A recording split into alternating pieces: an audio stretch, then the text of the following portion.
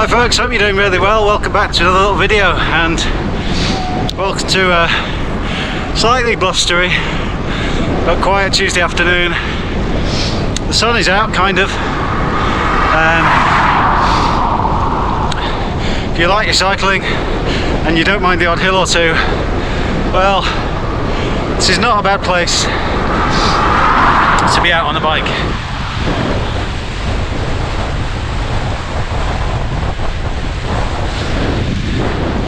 We've just been climbing up to Marston Moor, and we're heading up to the Buckstones now.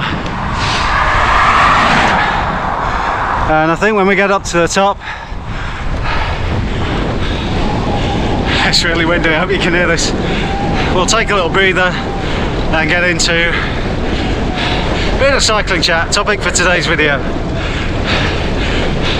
And if you watched any of my previous videos, you'll know that the topic of training is a bit of a surprising one for me, but yeah, let's get into it.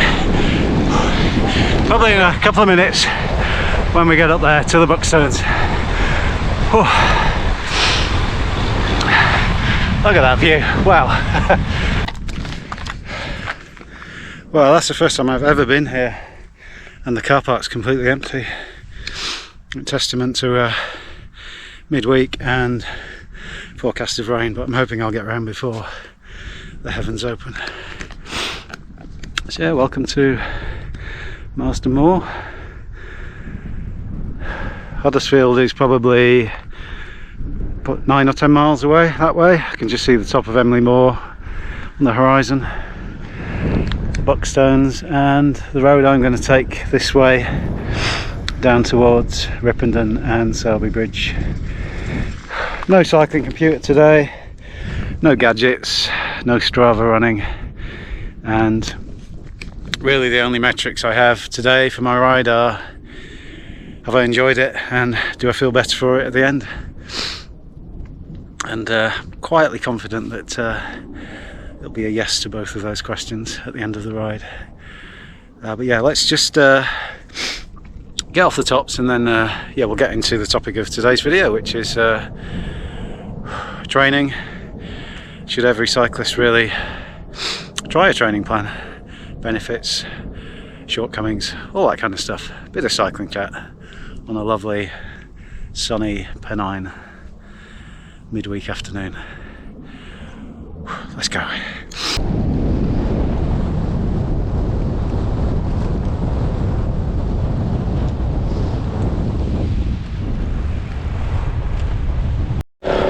So I've been thinking about the topic of training recently, as in 12 weeks time it's my birthday, and it's the last one before the big 5-0,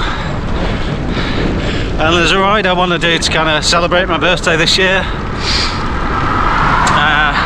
and no matter how I try and plot it to kind of make it easier, it's coming in at about 110 miles and sort of 7,000, maybe a touch over feet of elevation.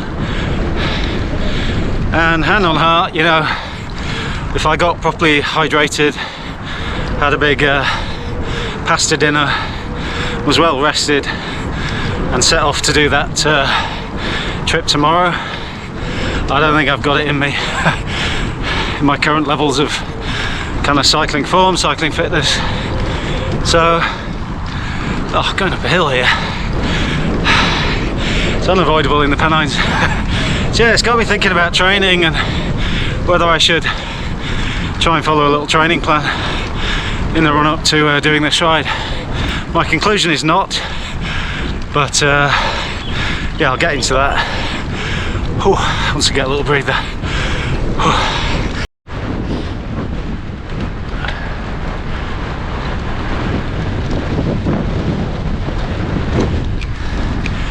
Every time I skirt this reservoir, I want to stop and explore it a little bit more. I think the West Yorkshire Cycleway cuts down around the other side, down there somewhere towards Mythenroyd.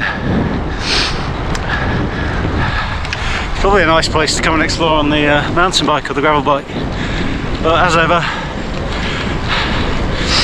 this little route I'm always a little bit pressed for time, so I never do stop and smell the roses at this particular section.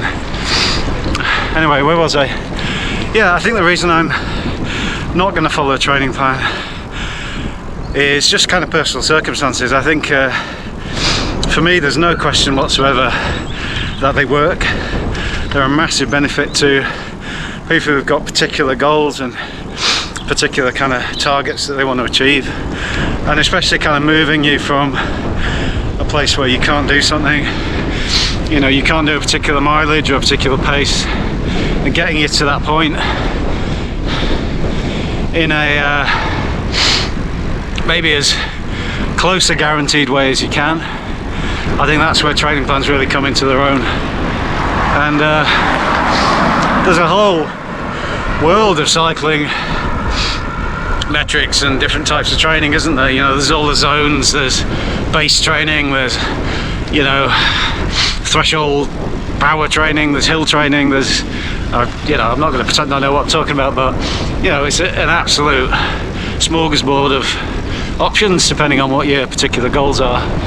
But I think there's an element sometimes of the average Joe cyclist, and I very much count myself in that category, you know, to look at, or maybe to be quite cynical about training, and to think that, you know, there's a lot of very mediocre cyclists running around obsessing about metrics and following training plans. But I think that's a little bit of reverse snobbery, to be honest. And you know, in the same way some of those elite cyclists can look down the nose at the kind of the punters, maybe like myself, I think it sometimes works both ways, and you can sometimes be very dismissive of people who are really into, you know, regular structured training and training plans. And as I said, there's no doubt in my mind that they work. And you know, a recent example, shout out to Cycling with Russ, who's another fellow YouTuber and quite local to my area. I don't know if he'll ever see this, but you know, he's just completed a massive ride up in the Lake District off the back of a structured training plan that,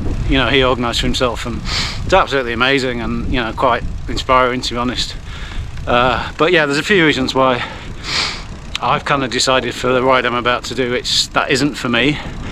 And I need my hand here. I'm just freewheeling to the top of a massive fast descent, so bear with me.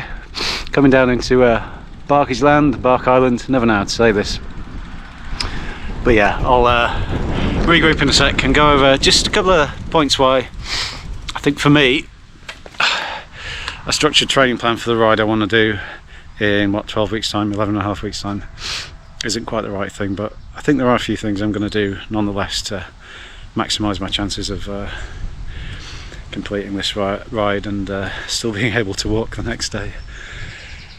Anyway, onwards.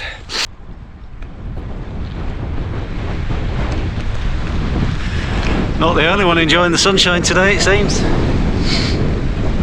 Okay, this is Barker's Land, and we're going to go down into Sowerby.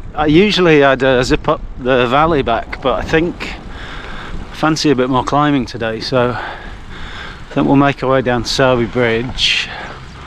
Actually, I'm going to go straight on here, and then I think I'm just going to pick my way up and out Sowerby up to the mighty Crag Vale. Get a few more hills in for the non-training ride.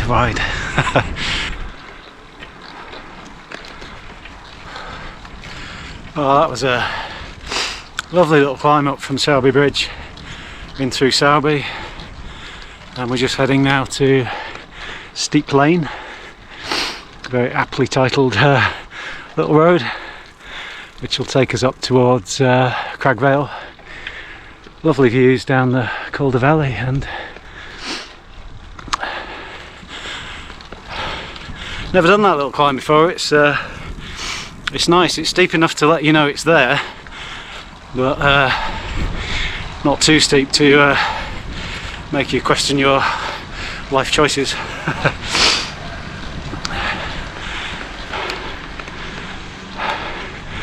And no rain, still fantastic.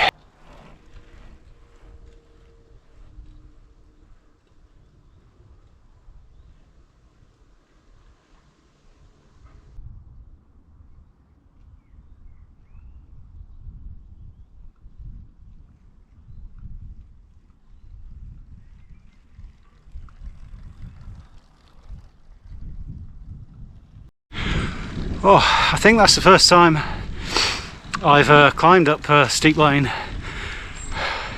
the whole way. I think last time I was on steep lane it was just the top section. Yeah, it's quite I need to get my mental thesaurus out, find another word for steep. Yeah, steep. Got some great views opening up now shortly anyway, over to the mighty sentinel of Calderdale, Studley Pike. Anyway, where were we in terms of the topic of today? Got a little bit sidetracked by all that climbing. So as I think I said, I'm a bit of a fan of training plans actually, and I have a lot of respect for people that use them and follow them. That being said, it's not something I'm going to do in terms of my preparation for this upcoming ride. I think my view is that training plans, they work if you're prepared to move things around, kind of sacrifice other areas of your life for that particular period. And you know, I'm not going to go into the details obviously here, but I already kind of have a few sacrifices and trade-offs that I'm making around various commitments that I have, so I can't add a training plan on top of that, or at least I don't think it's something I'm really prepared to do. I think what it would actually lead to is a lot of stress trying to meet something that I don't really have time for, and I don't really have the flexibility to incorporate a training plan in and around my other kind of commitments in my cycling at the moment. So,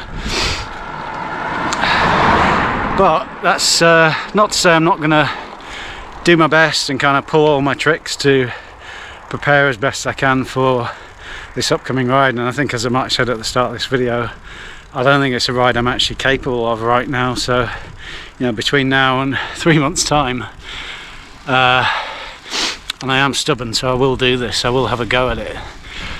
I'm going to do what I can to prepare, and you know, it might be just things like eating a bit cleaner, getting a bit more rest, you know, hydrating better.